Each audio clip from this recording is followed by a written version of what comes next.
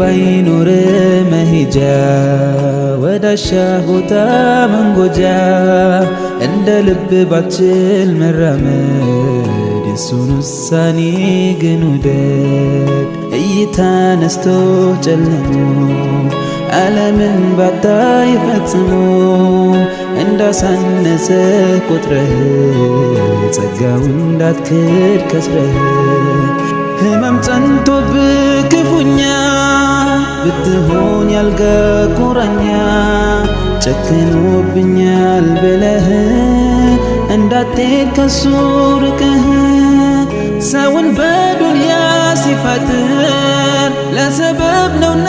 ሊሞክር በትዕግስት ላይ ሳትጸና